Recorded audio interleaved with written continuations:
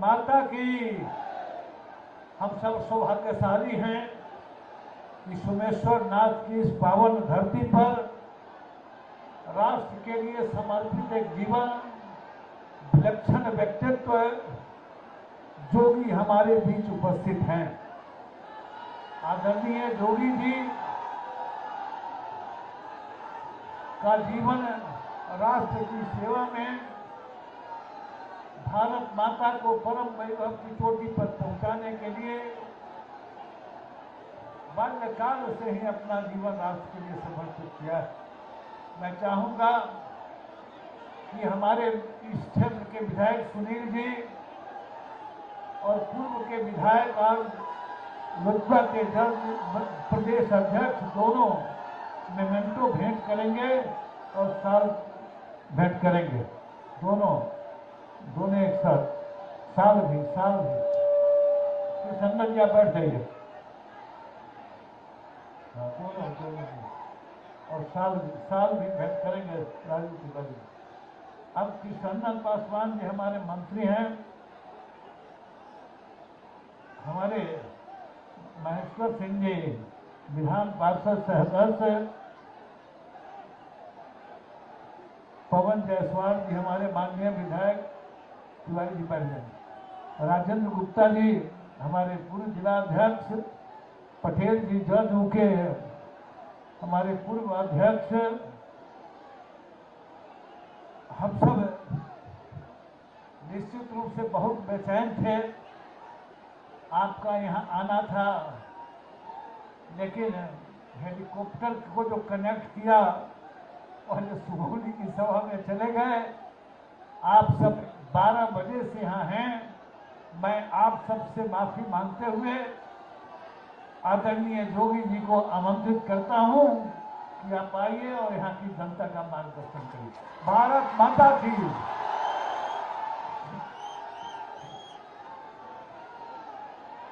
भारत माता की। भारत माता की। भारत माता की। वंदे वंदे वंदे। बाबा सोमेश्वर नाथ के पुण्य धराधाम पर मैं मोतिहारी लोकसभा क्षेत्र के आप सभी जनता जनार्दन के प्रणाम करत बानी।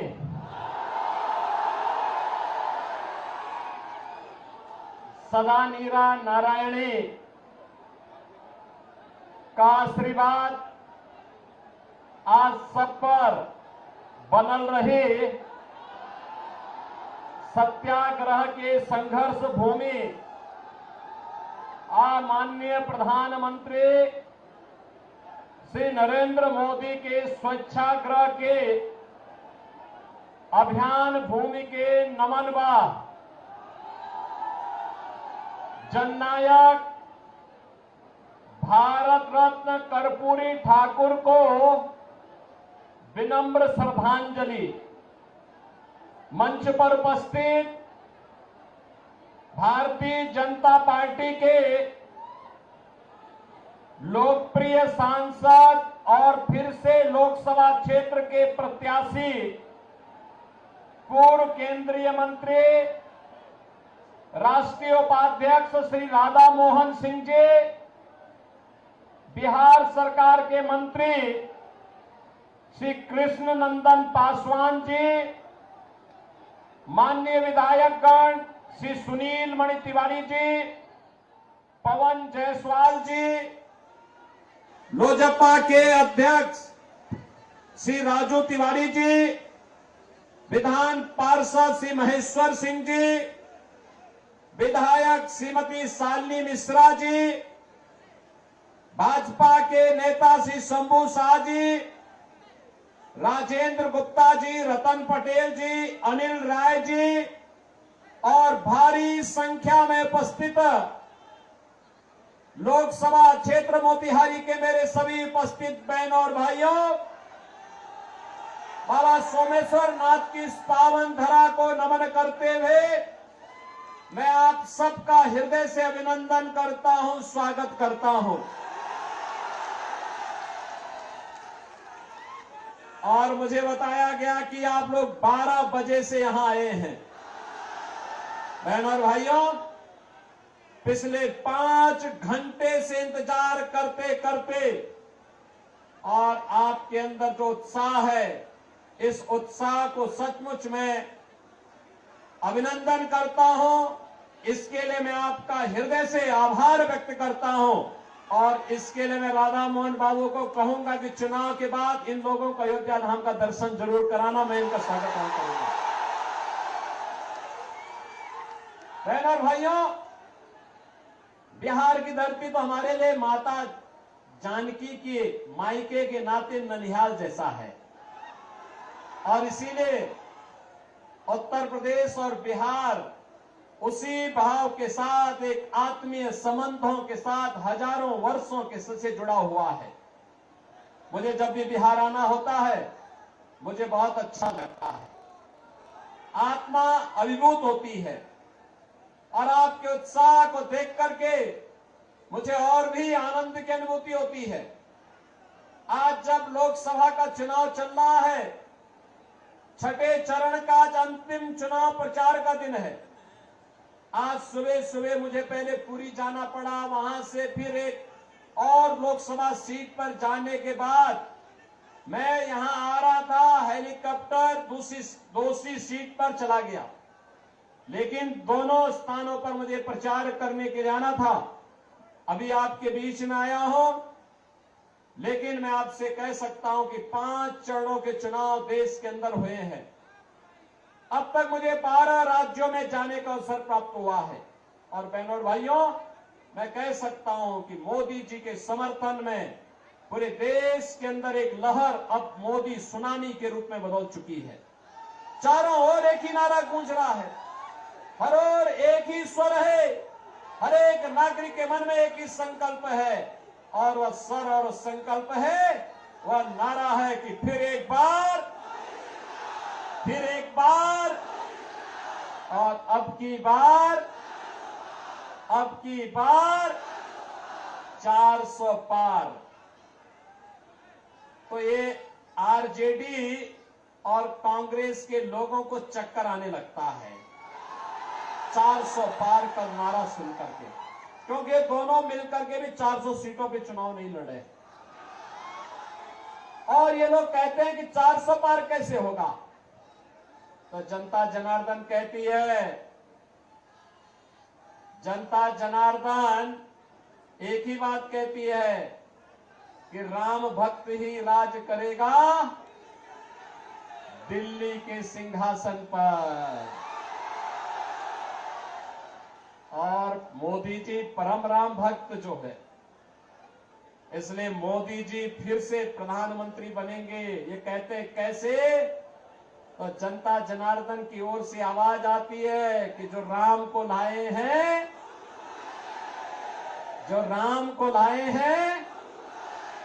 बहनों और भाइयों, मुझे एक बात बताइए, क्या ये कांग्रेस और आरजेडी के लोग अयोध्या धाम में मंदिर का निर्माण करा पाते क्या? अरे तो राम विरोधी हैं और ये लोग राम विरोधी भी हैं।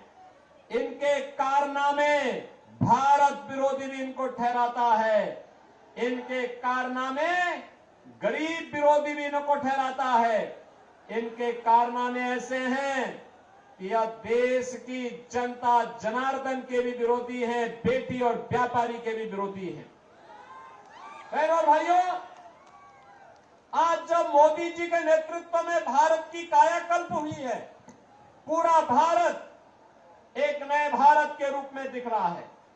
पूरे भारत के अंदर अगर आप देखेंगे 4 लेन, 6 लेन, 12 लेन के हाईवे बन रहे हैं, एक्सप्रेस हाईवे बन रहे हैं, एयरपोर्ट बन रहे हैं, ट्रेन में अत्याधुनिक ट्रेन की सुविधा हो रही है, अत्याधुनिक ट्रेन की सुविधा आ रही है, वंदे भारत, अमृत भारत, नमो भारत के रूप में मेट्रो की सुविधा देश के अंदर अलग अलग सिटी में बढ़ती जा रही है।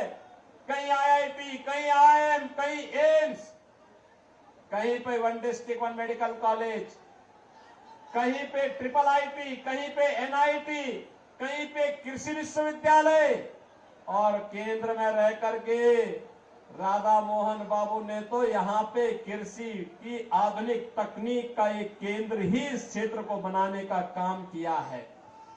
बहनों और भाइयों, ये सभी काम विकास के, और दूसरी तरफ गरीब कल्याणकारी कार्य भी किस तेजी के साथ। याद करिए, कांग्रेस और आरजेडी के समय में पहले तो कांग्रेस और आरजेडी का जो गठबंधन है ये बिहार के लिए बड़ा अपशकुन है। बहनों और भाइयों, अपशकुन इसलिए है, जब इनकी सरकार रहती थी, जब ये लोग मिलते हैं तो मान के चलिए कि गुंडागिर्दी जरूर होगी, लूटपाट जरूर होगी। दूसरा, इनके समय में उपद्रव बहुत होते थे, राह चलना दूभर होता था, बिहार बदनाम हो चुका था और गरीब भूख से तड़पता था, गरीब स्वास्थ्य के उपचार के लिए उपचार में दम तोड़ देता था, किसान आत्महत्या करने के लिए मजबूर होता था, नौजवान प्लान करने के लिए मजबूर होता था, बेटी और व्यापारी दोनों सुरक्षित नहीं थी। लेकिन आज बिहार के अंदर जेडीयू और बीजेपी की सरकार और केंद्र में मोदी जी के नेतृत्व की एनडीए सरकार आने के बाद आज आप देख रहे होंगे मोदी जी 80 करोड़ लोगों को फ्री में राशन की सुविधा का लाभ दे रहे हैं। 60 करोड़ लोगों को आयुष्मान भारत की 5 लाख रुपए की सुविधा दे रहे हैं। और मोदी जी ने घोषणा की है कि फिर एक बार मोदी सरकार जब 4 जून को बढ़ेगी तो 70 वर्ष से ऊपर के हर एक बुजुर्ग को 5 लाख रुपए की आयुष्मान भारत की सुविधा प्रतिवर्ष उपचार के लिए उपलब्ध करवाएंगे। बहनों और भाइयों, किसान को किसान सम्मान निधि, हर गरीब के घर में शौचालय, हर गरीब के घर में रसोई गैस का कनेक्शन। और मोदी जी ने घोषणा की है कि अभी 10 वर्ष में 4 करोड़ गरीबों के मकान बने हैं और अगले 5 वर्ष के अंदर बाकी जितने भी गरीब बचे होंगे, जिनके पास अपना मकान नहीं होगा या कच्चा मकान होगा, झोपड़ी होगी, उन सबको एक एक मकान उपलब्ध करवाने का काम करेंगे। बहनों भाइयों, एक तरफ विकास और दूसरी तरफ अयोध्या में रामलला का मंदिर। याद करिए, जब अयोध्या में राम मंदिर का आंदोलन चल रहा था, ये जितने बुजुर्ग लोग हैं, अधेड़ उम्र के लोग हैं, ये उस समय जवान हुआ करते थे, तब नारा लगाया करते थे कि रामलला हम आएंगे, मंदिर वहीं बनाएंगे, रामलला हम आएंगे। बहनों और भाइयों, आप याद करिए, आज से 25 साल 30 साल पहले ये नारे लगते थे, ये नारे गूंजते थे, हर एक ओर गूंजते थे। तब कांग्रेस के लोग, आरजेडी के लोग कहते कभी नहीं पूरा कर पाएंगे, हंसते थे हम लोगों पे। आखिर आज अयोध्या में तो राम मंदिर बन गया ना, कोई संदेह है क्या? अयोध्या में राम मंदिर में कोई संदेह है क्या? अब तो बन गया है ना। कितने लोग आप में से अयोध्या गए? इधर 22 जनवरी के बाद कितने लोग गए हैं? मैं राधा मोहन बाबू से कहूंगा, इन लोगों को चुनाव के बाद एक बार अयोध्या अंदर दर्शन कराने के लिए अयोध्या धाम लेकर के आ जाएंगे। आज आप अयोध्या जाएंगे, आपको नई अयोध्या नजर आएगी, ऐसी अयोध्या नजर आएगी, लगता है साक्षात भगवान राम प्रकट होकर के अपनी कृपा बरसा रहे हो।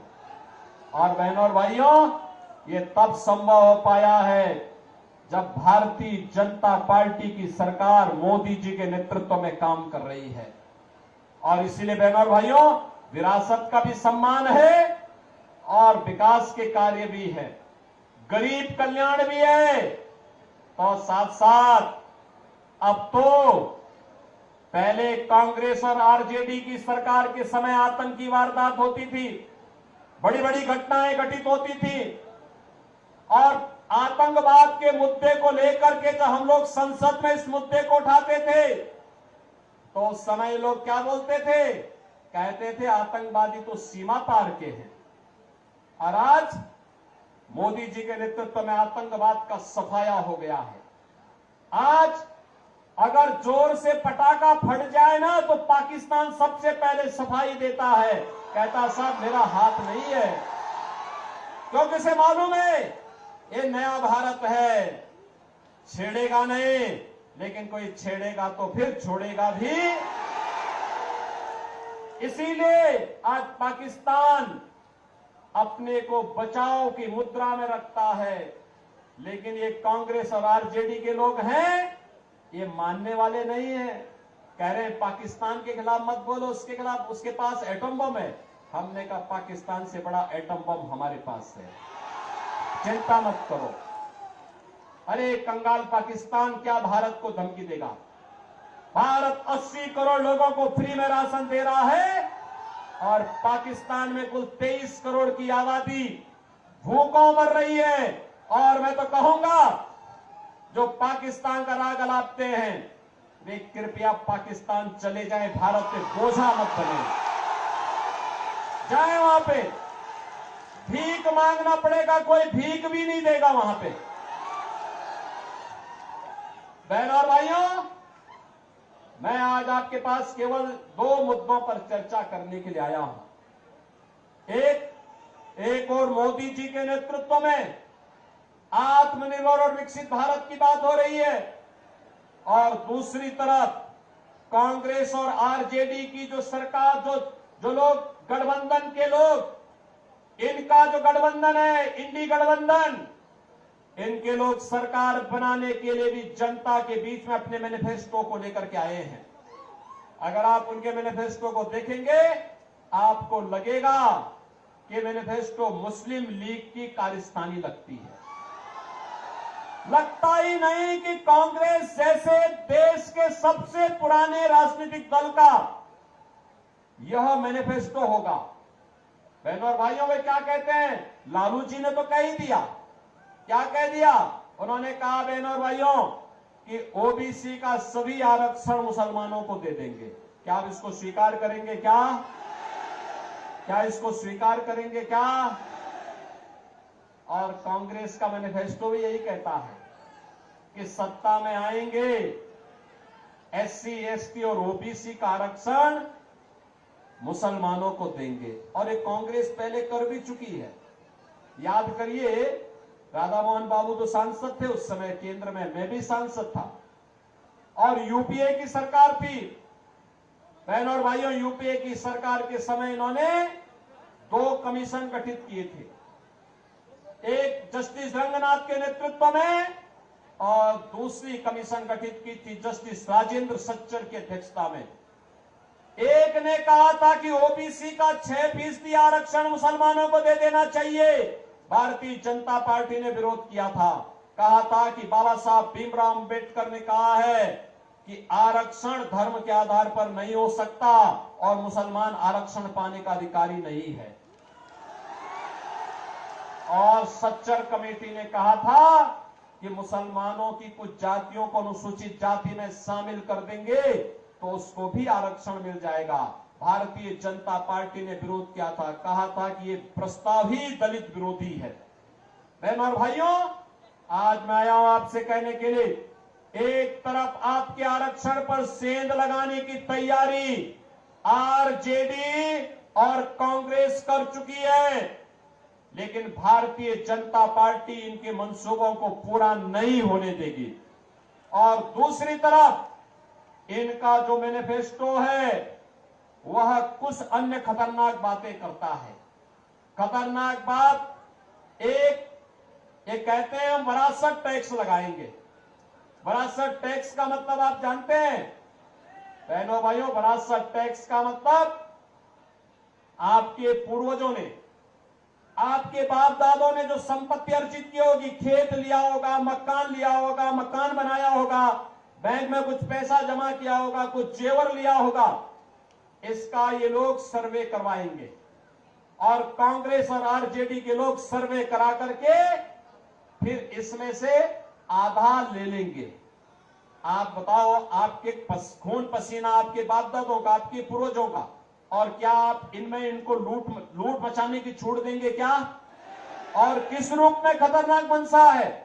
अगर आपके 2 कमरे का घर है, एक कमरा आपके लिए रखेंगे, दूसरे को कहेंगे भाई तो खाली करना पड़ेगा वरासत टैक्स के नाम पर, और वरासत टैक्स के नाम पर उसको खाली करवा करके किसी पाकिस्तानी, किसी बांग्लादेशी और किसी अफगानिस्तानी मुसलमान को दे देंगे।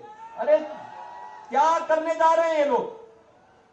यानी वरासत टैक्स, ये औरंगजेब की आत्मा घुस गई है इनके अंदर, औरंगजेब की आत्मा। बहन और भाइयों, औरंगजेब मुगल काल का सबसे क्रूर बादशाह था। मुसलमान भी अपने पुत्र का नाम औरंगजेब नहीं रखता, क्योंकि औरंगजेब ने सबसे पहले अपने भाई की हत्या की, फिर अपने बाप को कैद करके एक एक बूंद पानी के लिए तरसाया था।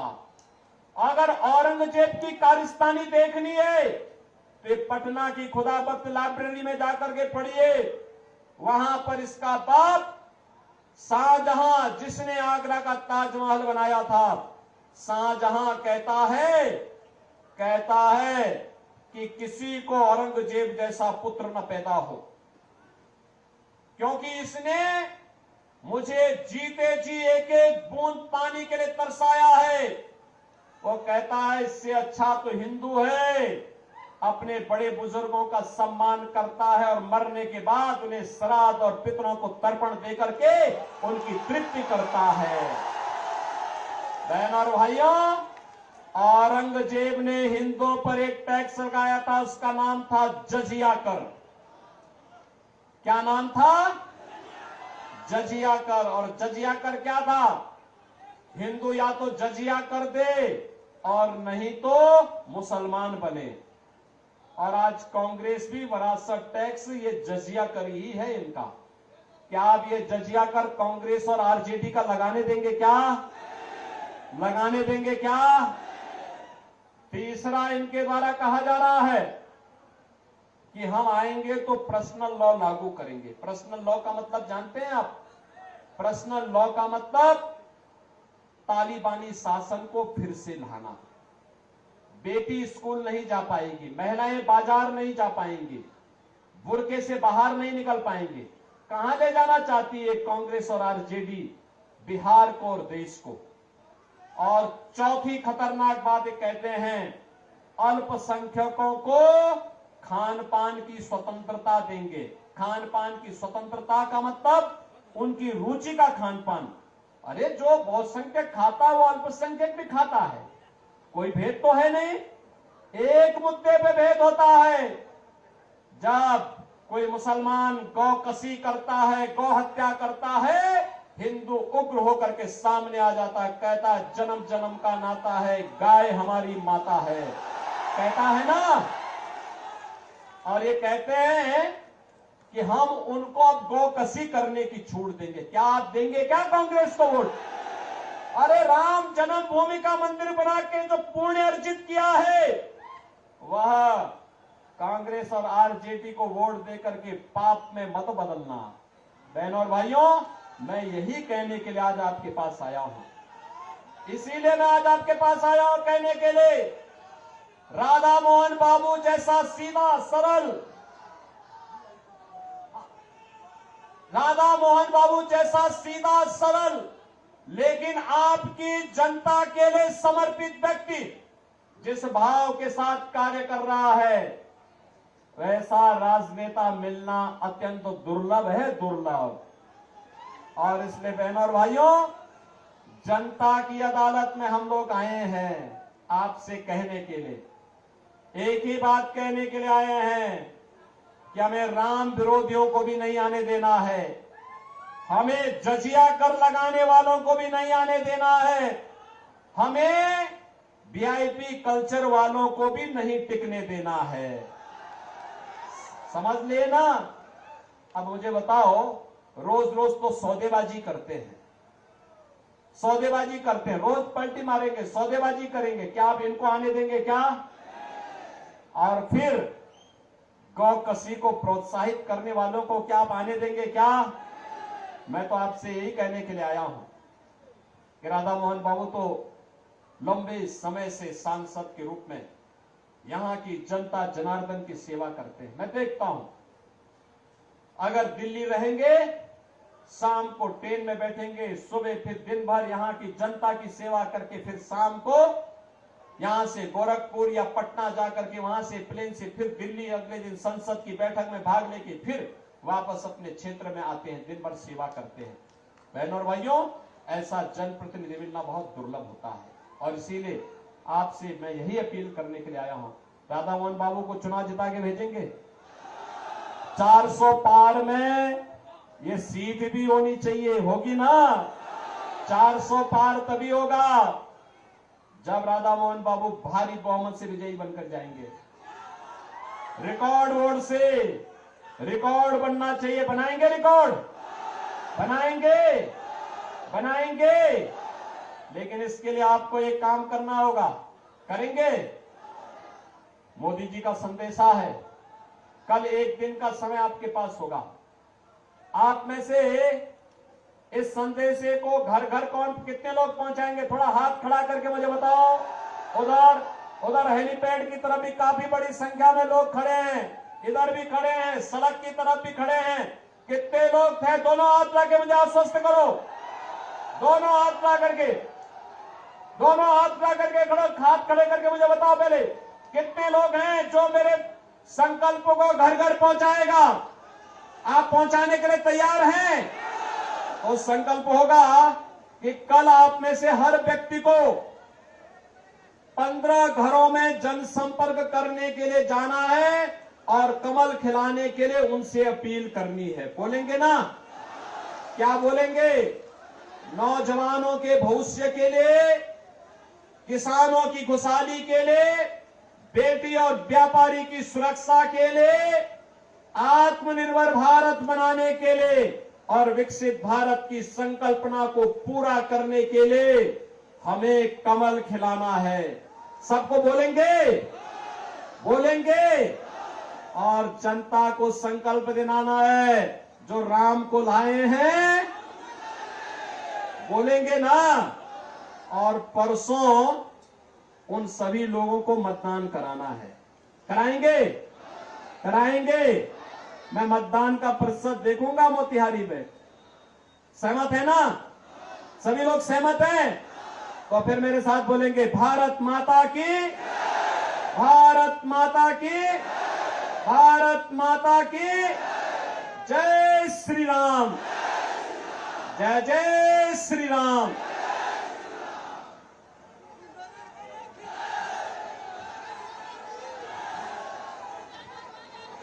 भारत माता की।